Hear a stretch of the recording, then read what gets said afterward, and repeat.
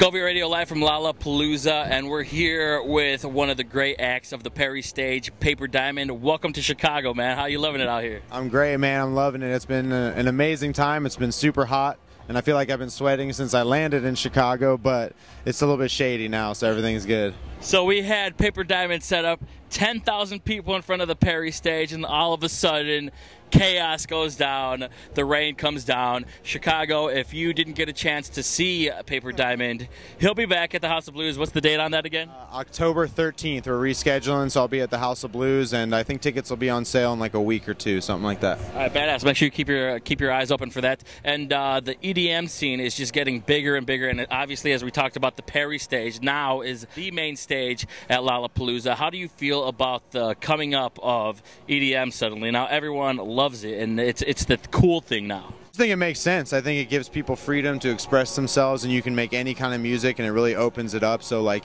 lots of different people can make their own style of shit, and the real stuff that stands out is what's really dope. And you can it makes it so there's lots of stuff, but you can really tell who's like honed and like living that grind and working on their shit all the time. And how long have you been in the game? I dropped out of college with one semester left 9 years ago to play in a band called Numa, and I have been a touring musician ever since, 9 years. Absolutely. So you've been in the game for a long time, coming up on 10 years now. How do you feel about the new fad of becoming a DJ? You've been a DJ, like you said, and you've been in the industry for a long time, but now it seems like everybody and their mom is coming out with a computer and becoming a DJ. Are you cool with the youngsters calling themselves DJs? Hell yeah. I want everybody. I mean, for me, a lot of making music is like a connection between me and the people that love music, which is what it's about. So I encourage everybody to go out there and get their own shit and start making music, and maybe you'll get signed and whatever. Like the dope music will still shine and do what you do. So like, I'm not worried about anything. I want to help everybody around me, you know what I'm saying? And that's why I got a label, and that's why I fuck with Matt Decent and Pretty Lights Music and everybody else. It's just like, it's about the music. So what's going on with Matt Decent and with your upcoming collaborations and stuff? Yeah, I have a bunch of new remixes that I'm working on right now, a bunch of new videos. I have a slew of tracks. I just made some tracks with Manny Fresh, actually, which I'm excited about, and some other stuff like that. But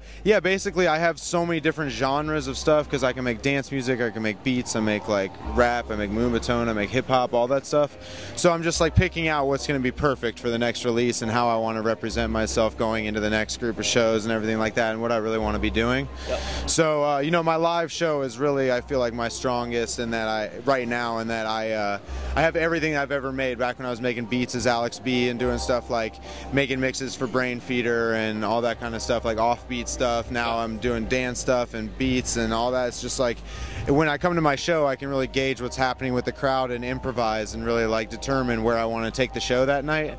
So like, I just feel like I'm adding to the repertoire and feeling good about it. There are a lot of people becoming DJs. Would you agree, though, that there's more to DJing than DJing? Well, of course. I mean, there's so many different things that you could call being a DJ. Like somebody who's a great somebody who has a amazing selection, or like an ear, you're a DJ. Like, like people, it doesn't even matter. Like call it what you want to call it. Like if you're making music and being happy and making dope shit and being true to yourself, like call yourself whatever the fuck you want to call yourself.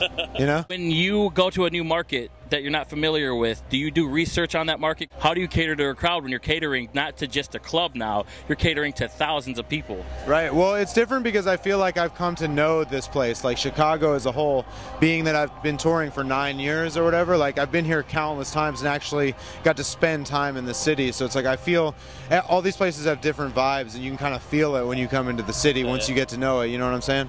So as far as research goes, I'm listening to new music all the time, and I'm constantly like having people send me stuff, and even like smaller, like the kids and whatever. Like I watch all that shit, and that's so awesome. Yeah, man. So I just like, I ultimately pick out what I really think is best, and what I'm really, I play 90% my shit. I'll play like 1 or 2 songs that aren't mine, or per set or whatever. Definitely interested stylistically in what is going on all over the country, but as far as per market, I kind of like, I'm doing my show, and I know what I'm coming to do, and I might throw some special things in for where I am, but that's pretty much it. Welcome to Chicago. It's been a great honor to interview you, but once again, 10/13, check them out at the House of Blues. Tickets will be on sale. Check him out on social media. You'll have it right about here. We'll have some social media for you right there. There it is, right there. Check out Paper Diamond. He'll be at the House of Blues. Thanks again, brother. Welcome to Chicago. What's up? This is Paper Diamond, and you're tuning in to White Folks Get Crunk. You get crunk? Oh, yeah.